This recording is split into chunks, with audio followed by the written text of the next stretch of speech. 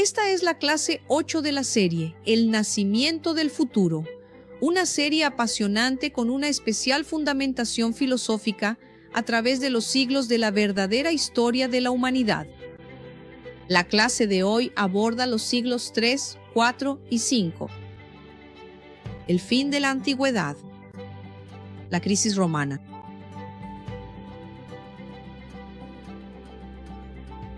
El siglo III fue un periodo de crisis para el Imperio Romano. Tras el asesinato del emperador Alejandro Severo por sus propias tropas en el 235, los siguientes 50 años vieron a no menos de 26 pretendientes diferentes al título de emperador, muchos de los cuales fueron aceptados, pero solo por una parte del imperio, que incluso llegó a dividirse en 3 imperios separados en un momento dado durante este tiempo. En los siglos anteriores, el mundo romano se había unificado bajo un único imperio, pero también, y más importante, bajo una única cultura en su mayor parte. El paganismo romano, como ya se ha comentado, tendía a absorber elementos de las culturas con las que entraba en contacto. Como tal, la gente de todo el imperio tenía una única cultura pagana que adoptar, basada principalmente en la gran civilización griega que más influyó en Roma y con la que la mayor parte del imperio ya estaba familiarizada. Pero la difusión del cristianismo interrumpió todo esto. El judaísmo era una cultura completamente diferente del paganismo grecorromano y se había mantenido principalmente a través de los lazos familiares, representando una pequeña población con tendencia a la autosegregación. Después de la Epifanía de Pablo, esto cambiaría. Los judíos que no aceptaron a Jesucristo permanecieron como antes, pero las nuevas sectas del cristianismo deseaban expandirse, no solo entre los judíos, sino también entre los gentiles. Siguiendo las ideas de Pablo, estas sectas cristianas se esforzaron por difundir su nueva religión por todo el Imperio Romano, incluso en la propia Roma. Esta religión, sin embargo, estaba tan en conflicto con el paganismo romano que era difícil convencer a los ciudadanos romanos de que debían aceptarla. Aquellos que lo hacían, generalmente esclavos, se encontraban tan en conflicto con el resto del mundo romano que tendían a una forma más fervorosa de cristianismo, debido al conflicto entre su nueva fe y la cultura del mundo que los rodeaba. Si a esto le añadimos las sectas gnósticas, podemos ver claramente la fractura de la sociedad romana en esta época. No es de extrañar, por lo tanto, que hubiera tal crisis política en el siglo III.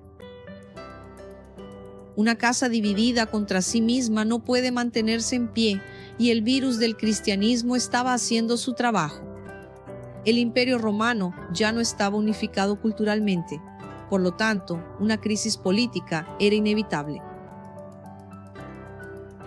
Había una gran diferencia entre la religión de esta época y la religión de los primeros tiempos de los antiguos griegos. Los griegos simplemente eran mucho más intelectuales. El judaísmo y el cristianismo eran religiones extremas, pero casi sin contenido intelectual, por lo que atraían a los ignorantes. Del mismo modo, las nuevas sectas gnósticas, aunque inspiradas en el paganismo griego, rechazaron gran parte del intelectualismo para atraer a la mentalidad religiosa de la época. Pero en el siglo III apareció en el mundo un gran genio que reviviría la filosofía griega combinándola con la sensibilidad religiosa de la época, produciendo así una religión verdaderamente inteligente e intelectual. Quizás, si hubiera tenido la oportunidad, podría haber restaurado la unidad del Imperio Romano. El genio fue Plotino y su religión filosófica se conoció como neoplatonismo. Tras viajar a Alejandría en busca de sabiduría filosófica, Plotino se encontró con un hombre llamado Amonio Sacas, cuyas conferencias sobre la filosofía de Platón afectaron a Plotino de tal manera que inmediatamente comenzó a estudiar con este nuevo maestro.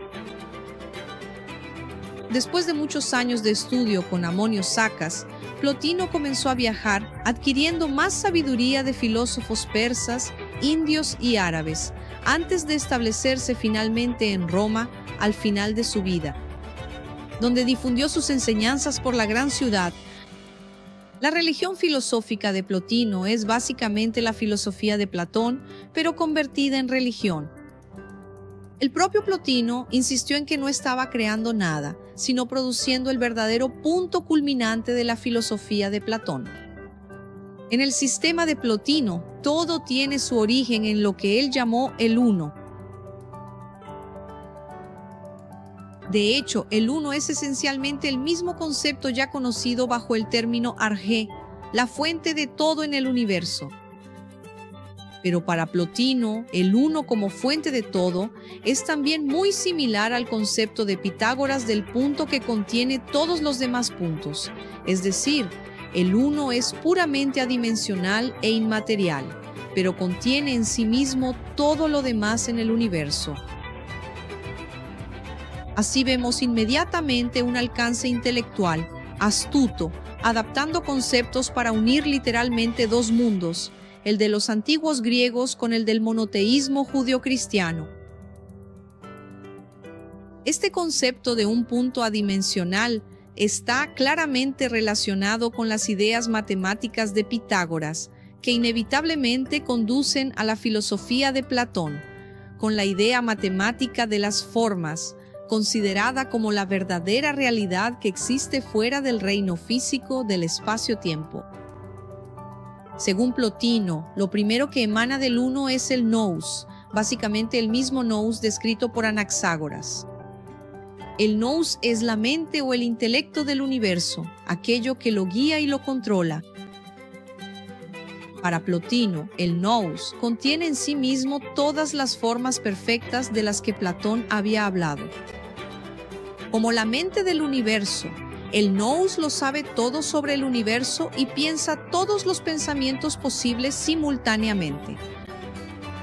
La siguiente emanación es la psique o alma que emana del nous. La psique es básicamente el equivalente al demiurgo de Platón. Mientras que el nous piensa todo simultáneamente, la psique piensa más lentamente a través de un proceso lineal.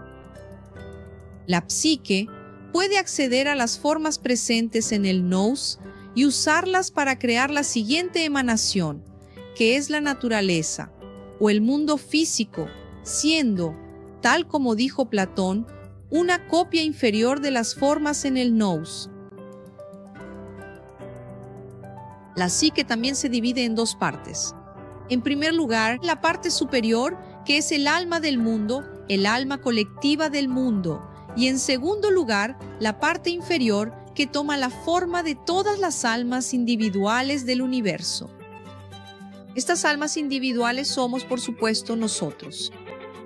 Pero según este sistema podemos ver cómo todos nosotros somos solo emanaciones del uno, la fuente de todo. Plotino explica que estas almas consideran el mundo físico como la verdadera realidad, cuando de hecho la verdadera realidad es mental y no material. Las verdaderas formas en el nous, en lugar de sus copias inferiores en la naturaleza.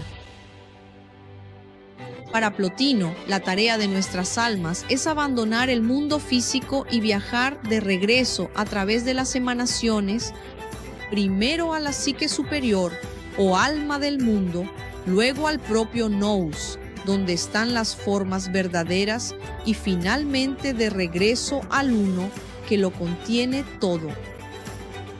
Esta idea expande el concepto original de Anaximandro de que el universo comienza con el apeiron y debe regresar de nuevo al apeiron. Debe quedar claro que el sistema de Plotino está más cerca del gnosticismo que del cristianismo, ya que el neoplatonismo afirma que todos debemos regresar al uno, así como el gnosticismo afirma que todos debemos escapar del falso mundo físico del demiurgo y regresar al Dios verdadero, que básicamente corresponde al uno. El neoplatonismo tuvo un efecto significativo en el mundo de la época. Muchos intelectuales paganos reconocieron la superioridad de este sistema y fue adoptado por muchas de las escuelas de filosofía en Alejandría y en otras partes del imperio. Incluso el cristianismo no pudo evitar ser influenciado por él. Como las diversas sectas cristianas estaban frecuentemente en desacuerdo, incluso entre sí, acabó siendo necesario definir mejor sus sistemas, lo que significaba tener que volverse más intelectual, principalmente para dar una mejor definición a su Dios. El neoplatonismo llevó al resurgimiento de la filosofía griega, e incluso estos teólogos cristianos no pudieron resistirse. Los teólogos, sin embargo, tendían a guardar esto para sí mismos en lugar de intentar educar a sus seguidores. La gran mayoría de los cristianos comunes permaneció sin educación, y la naturaleza más cínica del cristianismo, con sus promesas de recompensa divina y sus amenazas de castigo divino, demostró ser un método mucho más fácil para controlar a la gente común. Y basta observar que este gatillo mental ha seguido funcionando tan bien hasta nuestro momento actual y con énfasis. Desafortunadamente, el neoplatonismo, el sistema pagano basado en la razón, la mente, el logos, la racionalidad y las matemáticas, así como en las ideas de los más grandes genios de la antigua Grecia, inevitablemente no logró apoderarse de la gente de la época, que en su lugar acabó adoptando en masa la versión absurda, irracional y basada en la fe del cristianismo que terminó dominando el Imperio Romano. La idea central puede resumirse en las supuestas últimas palabras de Plotino. Intenten elevar lo divino en ustedes a lo divino en todos.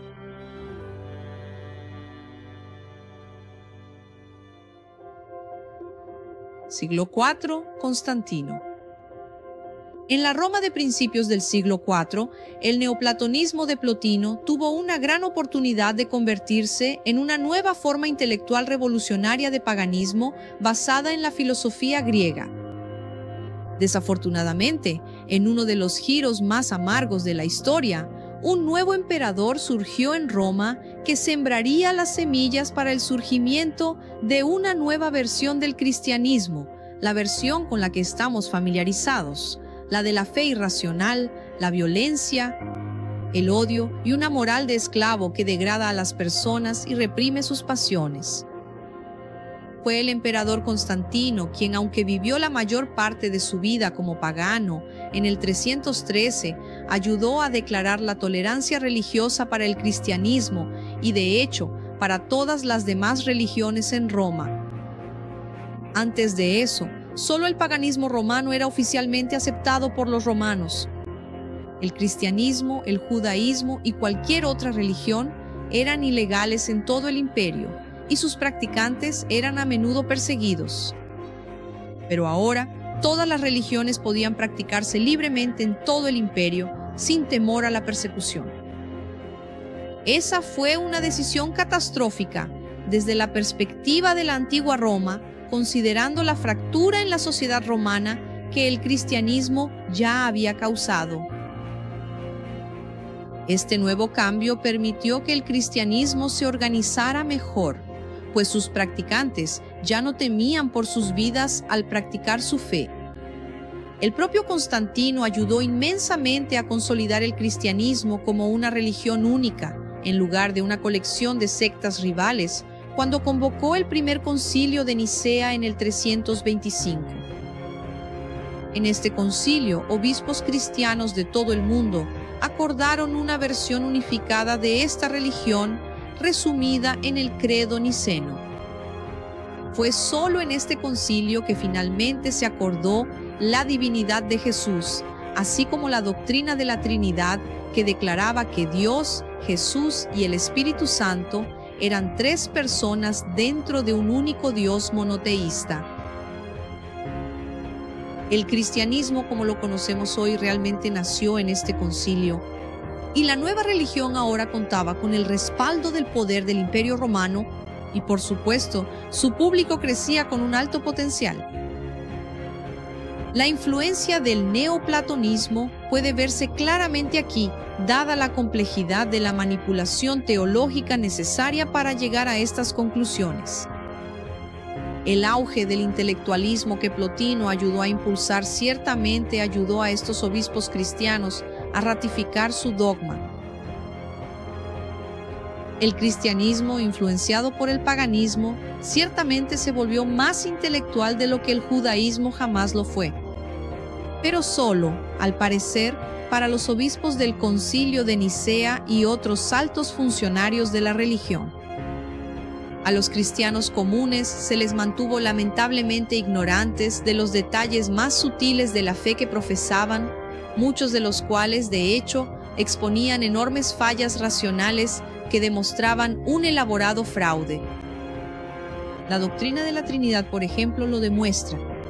La mayoría de los obispos en el concilio insistió en que Jesús debía ser considerado divino. Para mantener su postura monoteísta, la divinidad de Jesús tenía que ser igual a la divinidad de Dios. El concepto del Espíritu Santo fue entonces tratado de la misma manera. En esencia, el cristianismo quería tenerlo todo, un sistema de creencias con 3 elementos divinos, pero al mismo tiempo adherirse al monoteísmo. Jesús como Hijo Divino de Dios es muy similar a varias figuras paganas de la mitología, como los Césares, que fueron elevados a la divinidad, y un hijo de estos Césares divinos, que por tanto se convirtió en Hijo de Dios, así como los semidioses, que fueron elevados a la pura divinidad. Aunque el cristianismo recuerda a Constantino como el primer emperador cristiano, en realidad siguió siendo pagano hasta el final de los tiempos, hasta que yacía en su lecho de muerte, y solo entonces se convirtió a la nueva fe. Los historiadores continúan debatiendo hasta qué punto Constantino era un verdadero partidario y creyente del cristianismo o no. En esta etapa parecía que el cristianismo se apoderaría completamente de Roma, debido al uso del miedo para controlar a sus seguidores. Los cristianos, por temor a su Dios, se radicalizaban mucho más fácilmente que los paganos, y como tal, la naturaleza celosa del cristianismo encontró poca resistencia por parte de los paganos, generalmente más pacíficos. Sin embargo, hubo un último suspiro del paganismo a finales del siglo, cuando el nuevo emperador Juliano llegó al poder en 361.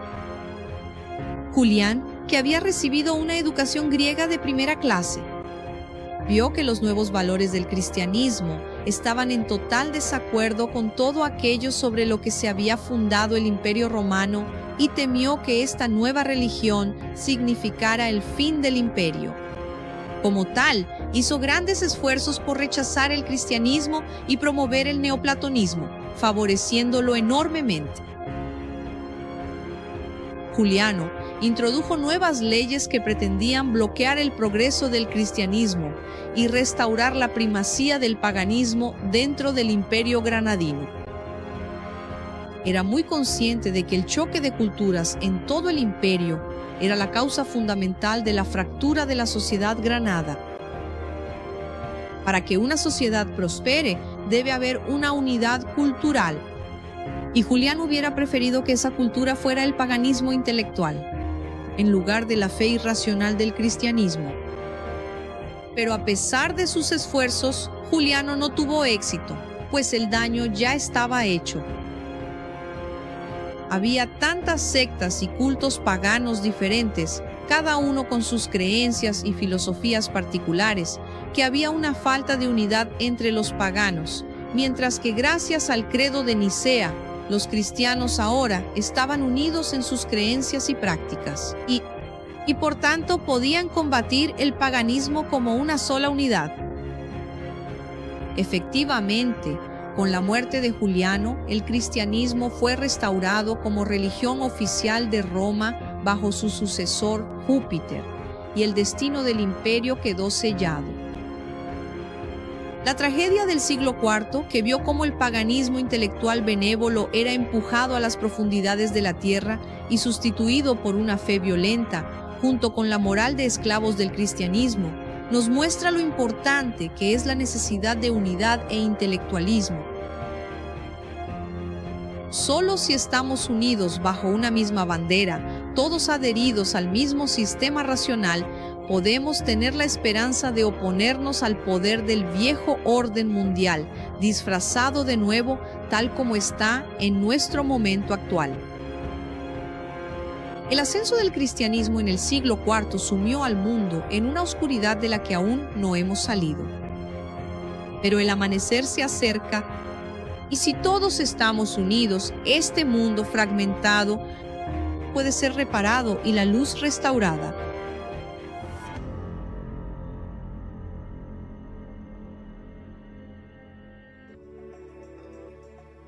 Siglo V, Hipatia de Alejandría y el fin de la antigüedad.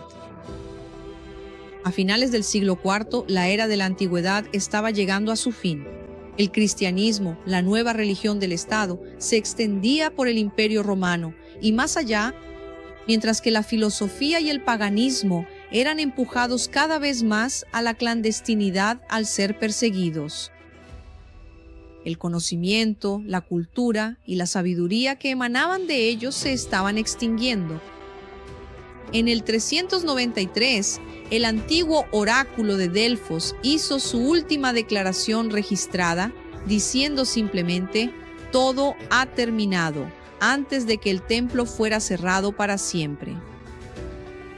Y es aquí, en Alejandría, donde vemos una de las tragedias más terribles de nuestra historia. A principios del siglo V, Alejandría era todavía un centro de paganismo y filosofía. El neoplatonismo se mantenía vivo en una escuela llamada el Museion, dirigida por un matemático llamado Teón.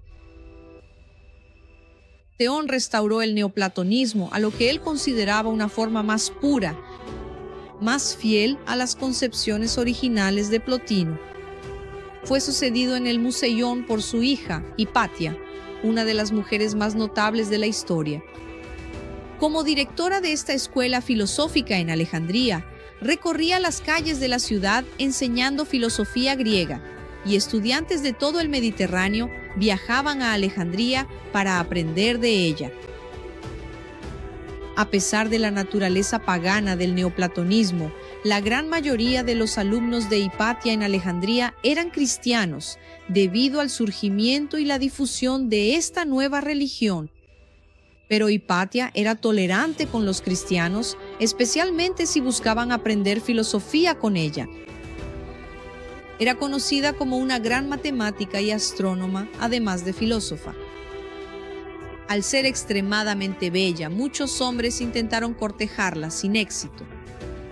A principios del siglo V, el obispo cristiano de Alejandría era Teófilo, que se oponía firmemente a la forma más antigua de neoplatonismo en Alejandría. Sin embargo, Teófilo era muy tolerante con Hipatia y su escuela, lo que le permitió fomentar buenas relaciones con prominentes líderes políticos romanos y la llevó a su gran popularidad en Alejandría. En el 412, sin embargo, Teófilo murió y fue sucedido por su sobrino Cirilo, que inició una campaña implacable contra quienes no lo apoyaban. La crueldad de Cirilo continuó con la expulsión de todos los judíos de Alejandría en el 414, una acción que indignó al prefecto de Alejandría, llamado Orestes, que se había convertido al cristianismo. Esto dio inicio a una gran rivalidad entre Cirilo y Orestes. Cirilo inició una gran campaña de difamación contra Hipatia, acusándola de prácticas satánicas y de ser un peligro para el cristianismo. El punto culminante de esta historia representa la victoria de la fe irracional sobre la filosofía racional en el mundo antiguo. Hipatia, la heredera de los grandes genios griegos de la antigüedad, era de hecho considerada peligrosa para los líderes cristianos sedientos de poder. Su fe irracional había envenenado sus mentes, reduciendo a sus seguidores a criaturas instintivas y viles, más parecidas a las bestias que a los seres humanos. El racionalismo fue presentado a la humanidad con el objetivo de elevar a la humanidad a una especie divina. Sin embargo, fue vencido por la virulencia del monoteísmo, junto con el comportamiento irracional que lo acompañaba. Todo culminó en el 415, cuando una violenta turba de cristianos, inspirada por Cirilo y su campaña contra Hipatia, emboscó a la gran filósofa en su carruaje mientras viajaba por la ciudad. La arrastraron al Cesáreo, el antiguo templo pagano que fue convertido en una iglesia cristiana. Allí, en una terrible demostración de la brutalidad que inspira la fe ciega, la asesinaron horriblemente, supuestamente raspando su piel con conchas de ostra. Rasgaron su cuerpo en pedazos que fueron llevados por la ciudad e incendiados. La historia cuenta que el asesinato de Hipatia envió ondas de choque por todo el imperio, como un símbolo poderoso de lo que estaba sucediendo en todo el mundo en esa época, es decir, el fin de la gran era de la antigüedad, del paganismo, de la filosofía y de la gloria de la antigüedad griega. Ella es la mártir del intelectualismo, el paganismo y el feminismo, y es una figura inspiradora en nuestro análisis final. Tras la muerte de Hipatia, la luz de Alejandría se extinguió y el mundo quedó cubierto de tinieblas. A finales del siglo V, el Imperio Romano de Occidente ya no existía en la forma en que lo conocemos. Sin embargo, se escondía bajo las vestiduras cristianas. En solo unos siglos, su poder se haría aún mayor. El cristianismo abrió las puertas para que el Imperio Romano dominara de nuevo el mundo, y la filosofía, el intelectualismo racional, fueron relegados a la clandestinidad. Y finalmente, en 529, la Academia de Atenas fue cerrada, siendo este en sí el símbolo del fin de la antigüedad. La Edad Oscura había comenzado de verdad, y más allá de mucha miseria, dolor y oscuridad, no hay mucho que contar. Por eso mismo, en la próxima clase, daremos un salto en el tiempo directamente al siglo XIII. Veremos el surgimiento del Renacimiento, de la forma en que bien diría Dante, la belleza despierta el alma para actuar. Hasta entonces,